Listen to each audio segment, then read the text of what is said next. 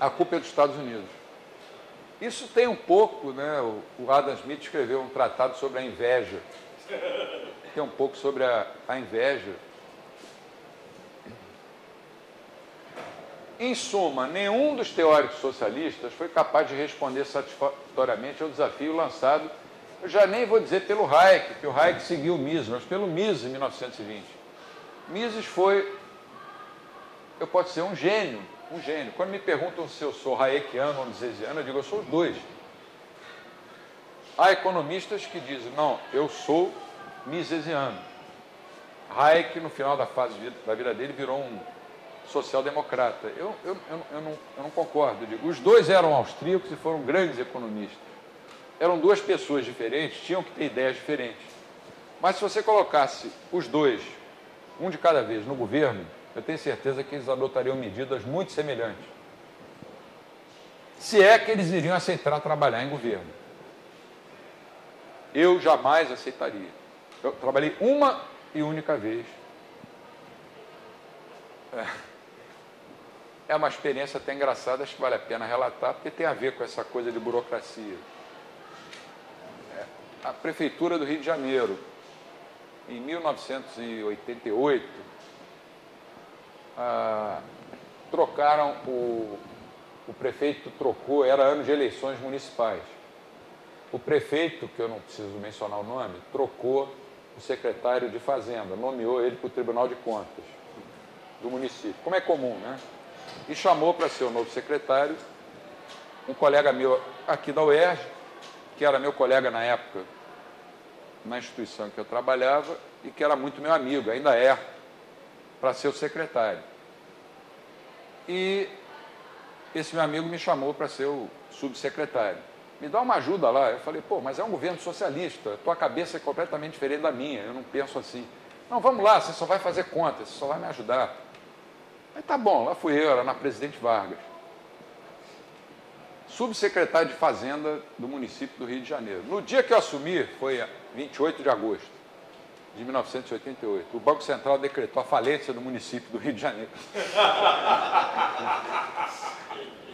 Por quê? Aí a minha tarefa era ajudar o meu amigo, que era meu chefe, a descobrir por quê.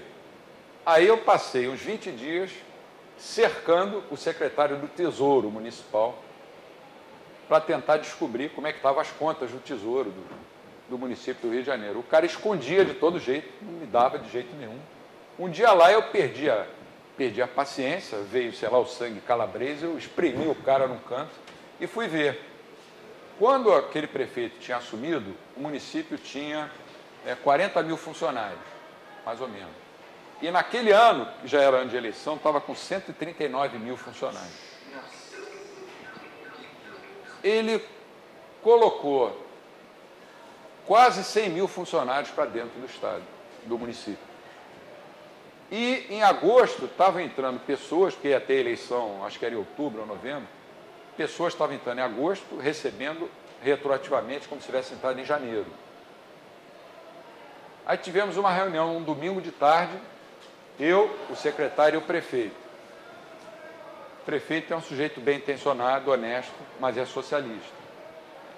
Chegou ele no fusquinha dele e sentamos os três e ele nos perguntou. Primeiro perguntou para o secretário e a desculpa, o argumento que o governo do município dava é que tinha havido uma enchente no mês de janeiro. Realmente, naquele ano, teve uma enchente pavorosa em janeiro. E que com a enchente o município tinha quebrado. Aí, quando o prefeito me perguntou, eu falei, eu gosto sempre de dizer o que eu penso, não importa. Eu falei, olha, prefeito, nós tínhamos, quando o senhor assumiu, 40 mil funcionários, hoje temos 139 mil. Eu acredito que o problema esteja aí. As contas estão desequilibradas. Aí ele virou-se para mim e falou, até com educação, ele é um cara educado, pô, mas vocês da Fundação Getúlio Vargas não tem jeito. O meu governo é um governo social. Falei, tá bom, engoli aquilo. Ele era o prefeito. Aí, uma semana depois, nós fomos a Brasília, uma sexta-feira, eu e o secretário pedir dinheiro emprestado para o município do Rio de Janeiro, ao presidente da Caixa Econômica. Sentamos numa mesa enorme lá, a mesa Eu olhei para aquela mesa e falei, pô, dá para fazer um campeonato de botões aqui? Eu já estava completamente desiludido, eu já sabia que não tinha jeito. Aí ele sentou na cabeceira, o secretário de um lado e eu do outro. Aí o meu amigo falou da enchente, falou disso, falou daquilo. Aí quando ele se virou para mim e perguntou, o que o senhor acha, doutor? Eu botei o dedo direto na rubrica de pessoal. E ele falou assim, tá vendo? O seu subsecretário identificou o problema. Nós não vamos emprestar dinheiro para o Rio de Janeiro. Na segunda-feira seguinte, foi numa sexta, eu fui demitido. Esse é um dos fatos que eu conto com o maior orgulho na minha vida. Porque eu segui o que aprendi com meus pais e com meus avós. Não é por eu estar numa instituição, mesmo sendo governo, que eu vou mentir. E hoje esse meu amigo, que ocupa um cargo até importante aqui na UERJ, ele conta isso rindo, né? Conta rindo, fala tipo assim, o Bira é um cara louco mesmo. Mas pelo menos ele falou a verdade. Que isso que eu acho que é o principal. Vocês não imaginam o trabalho que me deu. Eu era, até certo ponto, uma autoridade. Abaixo do secretário, lá na Secretaria de Fazenda, era eu. O secretário do Tesouro era subordinado a gente. O cara não me mostrava as contas do município. Então, governo foi a primeira e última vez. Eu juro para vocês. Não quero participar de governo. Não quero participar de governo nunca mais. Depois eu vim a ser diretor aqui da faculdade da UERJ, de Economia, vice e depois diretor. Não é um cargo da mesma importância, mas dá uma certa responsabilidade. Faltava um mês para eu sair, dar a vaga para o meu sucessor, professor Alberto, quando sumiu um laptop. Sumiu um laptop que era da direção.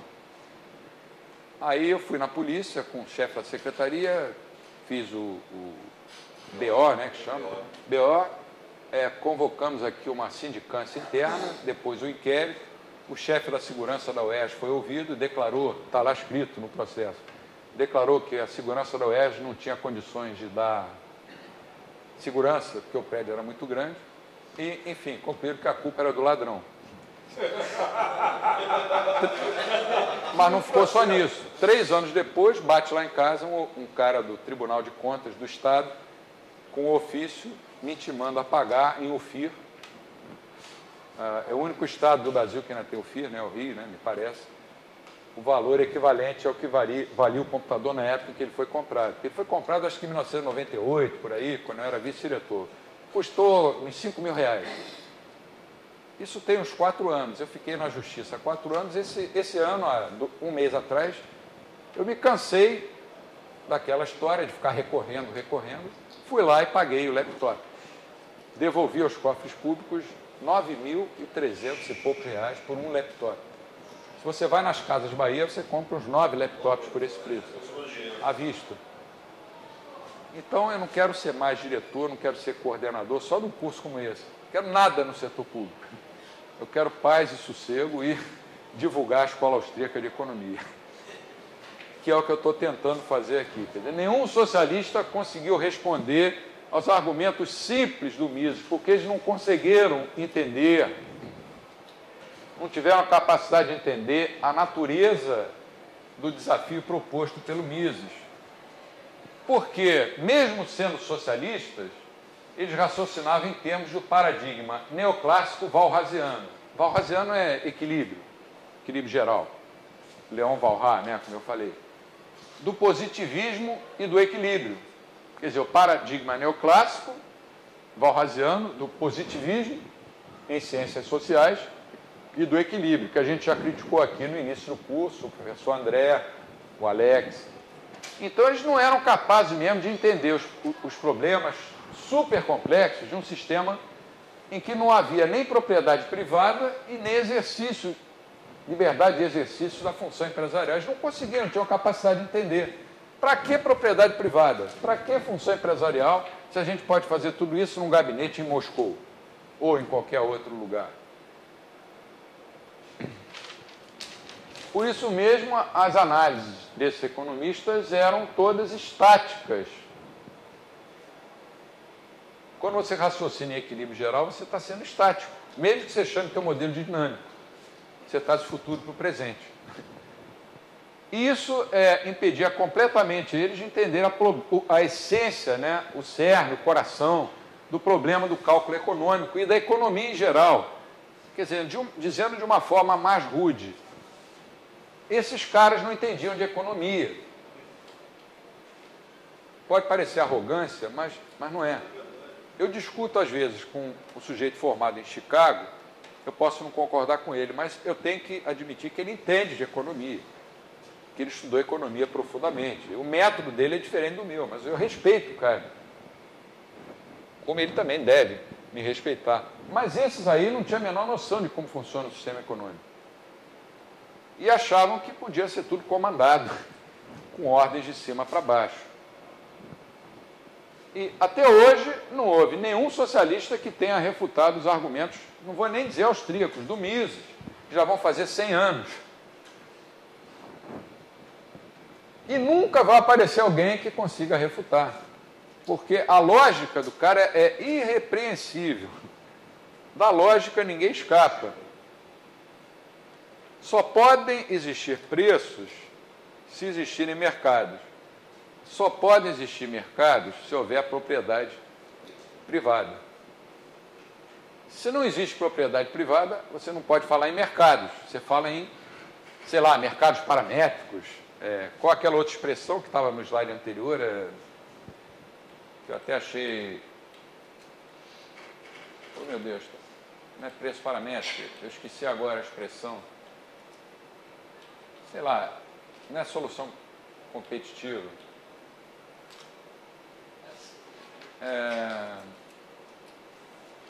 Como a gente tem tempo, similitude formal. Fugiu. Similitude formal. Se você não tem propriedade privada, você não tem mercados, nem algo similar formalmente ao mercado. Se não tem mercados, não tem preço. Pode ter alguma coisa que você chame de preço, mas não é preço. Se não tem preço, como é que você vai fazer cálculo? Até hoje ninguém conseguiu refutar isso satisfatoriamente. Quer dizer, os caras refutam, mas com base em argumentos que podem ser facilmente derrubados. Eu preferia nem falar mais em cálculo econômico, porque para mim seria um assunto superado, mas infelizmente, em pleno ano de 2011, nós ainda temos que ficar...